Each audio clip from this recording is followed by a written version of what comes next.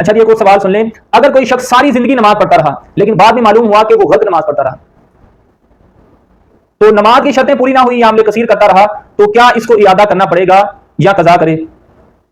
इसका तरीका भी बता दें। अच्छा जी, जवाब सुन लें।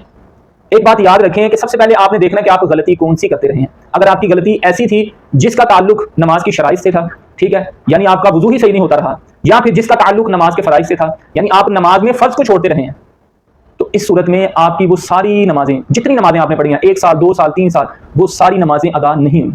आप उन नमाजों को दोबारा पढ़ेंगे। अच्छा, इसी तरह आप अगर वाजिबात में कोताही कमी करते रहे हैं तो आपकी नमाजें वाजिबुल इआदा हैं, इन नमाजों को भी आपको दोबारा पढ़ना पड़ेगा। नबी पाक सल्लल्लाहु अलैहि वसल्लम की एक हदीस यहां सुनाता चलूंगा। बाद लोग ये कहते हैं कि जी अल्लाह तो नियतें देखता है, अल्लाह माफ करने वाला, अल्लाह माफ कर देगा, कुछ नहीं होता।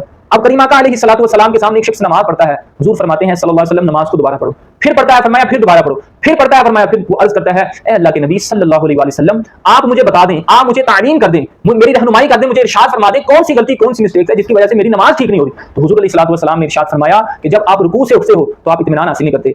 ऐ नौजवान, जब तुम सजदे में जाते हो और उठ के दूसरे सजदे में जाने लगते हो तो दोनों सजदों के दरमियान भी तुम इत्मीनान हासिल नहीं करते। तो ये वाजिबातें नमाज में कोताही की वजह से उसकी नमाजें 3 मरतबा नबी पाक सल्लल्लाहु अलैहि वसल्लम ने उसको दोहराने का, रिपीट करने का हुक्म फरमाया। तो आप यहां से अंदाजा लगाएं कि जो शराइत और फराइज छोड़ते रहे उनकी नमाजें किस तरह हो सकती हैं। तो इसलिए हम सब की ये जिम्मेदारी है, अपनी नमाजों का हिसाब लगाएं। मसाइल का नहीं था पता, लाइल्मी की वजह से जितनी नमाजें हमारी जाया होती रही। अच्छा, समटा यहां पर आपको ये बात भी सुनने को मिलेगी, लोग कहेंगे हमें तो पता ही नहीं था। तो नबी पाक सल्लल्लाहु अलैहि वसल्लम की हदीस भी है, फरमाया कि तलबुल इल्मी फरीदतुन अला कुल्ली मुस्लिम व मुस्लिमा, कि इल्म हासिल करना हर मुसलमान मर्दों औरत पर फर्ज है।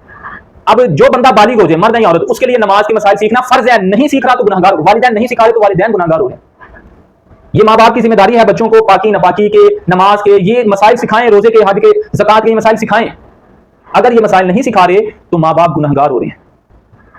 तो इसलिए आप अपनी नमाजों का अंदाजा करें कितनी नमाजें बनती हैं और उन नमाजों को दोहराएं। सबसे पहले मैंने आपको बताया, आपने देखना है कि गलती कौन सी करते रहे हैं। हो सकता है कोई ऐसी गलती हो कि जिसकी वजह से नमाजें हो जाती हैं, सवाब में कमी आती है। फॉर एग्जांपल, अगर कोई बंदा समी अल्लाहु लिमन हमीदा की जगह अक्सर ही अल्लाहु अकबर पढ़ता है, ठीक है, या फिर सुबहान रब्बियल अज़ीम रुकू में जो तस्बीह करते हैं उसकी जगह पर सजदे वाली तस्बीह सुबहान रब्बियल आला पढ़ता है, तो इस सूरत में तो नमाजें हो जाएंगी।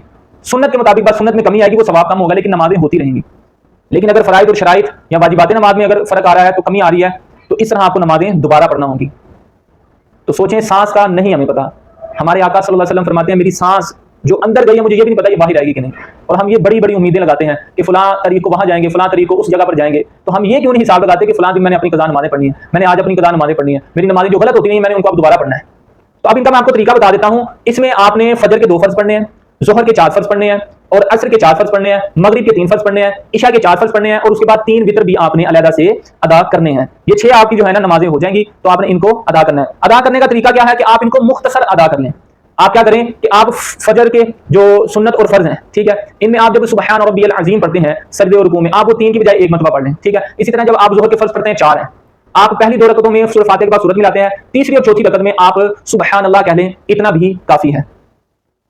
तो इसी तरह आप रुकू और सजदे में तस्बीहात को कम कर लें। लेकिन ये बाकी दीगर जो नमाजें हैं, जो अदा नमाजें हैं, उनमें ये आदत नहीं बनानी, सवाब में कमी होगी।